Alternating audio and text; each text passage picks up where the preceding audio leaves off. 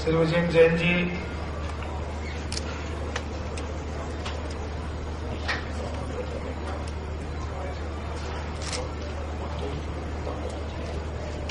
साध्वीगण, मंच पर उपस्थित सभी इंद्राणीगण, बहनों और भाइयों,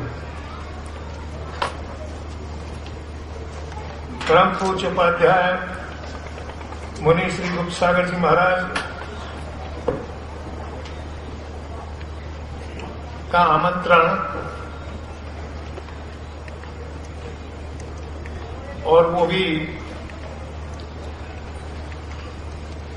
हमारे विधानसभा के अध्यक्ष आदरणीय श्री कुलदीप जी शर्मा और अन्य महान भावों के द्वारा न चाहते हुए पता नहीं मैं क्यों यहां पर आ गया।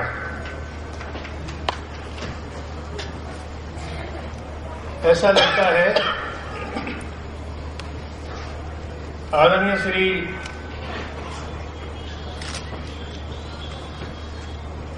पूज्य उपाध्याय मुनि श्री गुप्त सागर जी महाराज के आशीर्वाद में, वचनों में और इस गुप्ती धाम में कोई ना कोई आकर्षण जरूर है।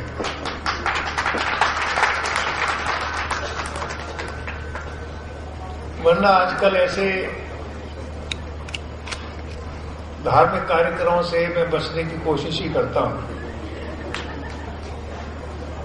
क्योंकि मैं बातें धर्म की करता रहूं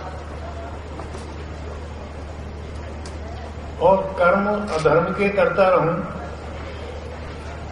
ये दोनों बातें एक साथ चलती नहीं है। कोई देखे या ना देखे, माने या ना माने, स्वयं की अंतरात्मा तो जरूर देखती ही है।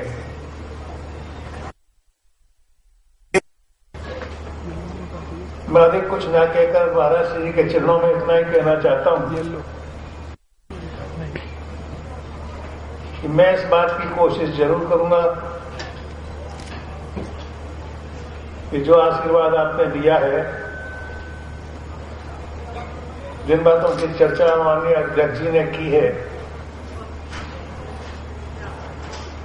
उन सब चलने की कोशिश करूं, क्योंकि पंच कल्याणक प्रतिष्ठा महोत्सव के दौरान पंच बालेती दिगंबर जैन मंदिर का उद्घाटन तथा मुनियों के दर्शन कर मैं स्वयं को बहुत अपने आप को धन्यवादी समझता हूं। इस अवसर पर मैं आप सभी श्रद्धालुओं को हार्दिक बधाई और शुभकामनाएं देता हूं। जैसा बताया, ये मंदिर कला एवं शिल्प का अद्भुत नमूना है और हमारी पुरातन संस्कृति की अमूल्य धरोहर है।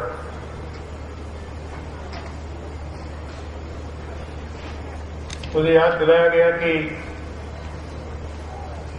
राजस्थान आबू में देलवाड़ा के मंदिर, पाली जिले के अंदर रणकपुर के मंदिर, ये वास्तुकला का अद्भुत नमूने हैं।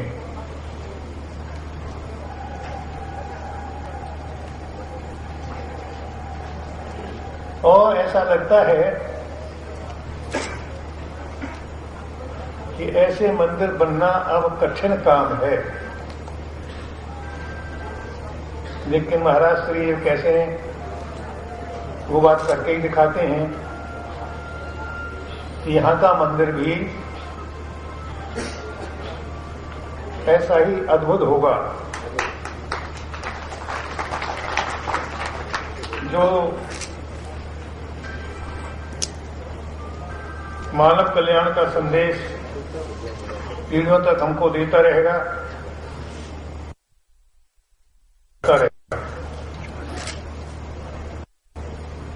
पूरा गुप्ती धाम गुरुदेव उपाध्याय मुनि श्री गुप्ती सागर जी महाराज की दीर्घकालिक सोच एवं साधना का सफल है। वे हमारे लिए प्रकाश के पुंज हैं और प्रेरणा के स्रोत भी हैं। हमारा सौभाग्य है कि हम उनके दर्शन साक्षात कर रहे हैं। मैं उनको पूर्ण श्रद्धा से नमन करता हूं और आशा करता हूं कि इसी प्रकार से उनके इन प्रयासों में हम शामिल होते रहेंगे, क्योंकि भारत वो देश है जहां पर हर पल, हर युग में, हर काल में भगवान श्री राम, योगीराज श्री कृष्ण से लेकर भगवान महावीर, महात्मा बुद्ध और गुरु नानक जैसी महान आत्माओं ने जन्म लेकर समस्त मानव समाज को सत्य, अहिंसा, प्रेम, एकता, शांति, सद्भाव, दया, करुणा, परोपकार और मानवता का सबसे बड़ा और सामयिक उपदेश देकर मानव जाति में अमन, चैन व शांति का वातावरण सृजित करने के लिए उच्च स्तर के मानवीय आदर्शों और शिक्षाओं की स्थापना की है। जैन धर्म ने भी मानव कल्याण और मुक्ति के लिए अहिंसा, परमो धर्म और जियो और जीने दो का जो महान संदेश विश्व को दिया था, वो आज भी उतना ही प्रासंगिक और उपयोगी है जितना कि उस समय था। इस धर्म के सभी तीर्थंकर अपनी पावन शिक्षाओं जीवन का सही मार्ग दिखाया। उनकी शिक्षाएं और उपदेश आज भी समय की कसौटी पर खड़े हो सकते हैं। वास्तव में अहिंसा जहां एक और दूसरों को दुख पहुंचाने से रोकती है, दूसरी ओर इसका अंत क्षमा पर होता है। अहिंसा वास्तव में जिसमें भाईचारे का संदेश देता है, ये हृदय परिवर्तन का सुगम मार्ग है, जिस पर चलकर भगवान महावीर व अन्य जैन मुनियों ने मानव मुक्ति व कल्याण के मार्ग की खोज की थी।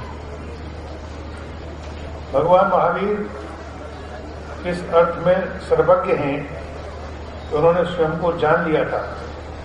स्वयं को जान लेना ही सबको जान लेना है। महावीर को केवल ज्ञान हो गया था जिसका मूल विषय आत्मा ही है, और उन्होंने इस मूल विषय को प्राप्त कर लिया था। इनके लिए इस ज्ञान दृष्टि द्वारा सब ओर देखना संभव हो गया था। आधुनिक युग में इस तरह की दृष्टि की झलक हमें राष्ट्रपिता महात्मा गांधी में भी देखने को मिली। धर्म और संस्कृति के विशेषज्ञों के मतानुसार भगवान महावीर कोई चिकित्सक नहीं थे, कोई अर्थशास्त्री नहीं थे, लेकिन उन्होंने चिकित्सा शास्त्र में, अर्थशास्त्र में सात्विक और मौलिक हस्तक्षेप किया। वे दार्शनिक नहीं थे, पर गीता की उनकी अपनी व्याख्या है। समाजशास्त्री नहीं थे, लेकिन स्त्री कल्याण, दलित उद्धार आदि को उन्होंने अपनी निजी मौलिक योजनाओं के अनुसार प्रस्तुत किया। वे शिक्षा शास्त्री नहीं बतलाए, पर मातृभाषा, शिक्षा प्रणाली, लिपि आदि पर उनके विचार शिक्षा शास्त्रियों के लिए चुनौती बन गए। महावीर सिर्फ स्मृति के ही नहीं, जीवन के भी पैरोकार हैं।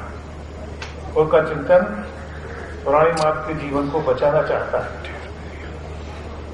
व्यक्ति सत्ता पर महावीर का तो विश्वास है, इसलिए सम्यक दर्शन, सम्यक ज्ञान और सम्यक चरित्र से संपन्न व्यक्ति को महावीर कोई निर्देश देना नहीं चाहते। उनकी दृष्टि में तो वो खुद को सबके बराबर मानते हैं। सच्चा लोकतंत्र सबसे निचले पायदान पर खड़े अपने सरस मनुष्य को सबसे ऊंचे पायदान पर पहुंचाने की छूट देता है। जैन धर्म कि विराट लोकतांत्रिक चिंतन में ये छूट जीव मात्र को है, वो भी प्राणी महावीर बन सकता है। भगवान महावीर का जैन धर्म ही विश्व का महान धर्म है, जिसमें मानव की आत्मा की शुद्धि का महत्वपूर्ण योग है। इस शुद्धि को प्राप्त करने के लिए महावीर जैन की शिक्षाओं के अनुसार मानव को घमंड, छल, कपट, लोभ, लालच और असत्यवादन का परित्याग करना पड़ता है। इसके लिए सम्यक दर्शन, सम्यक ज्ञान और सम्यक चरित्र की महती आवश्यकता होती है।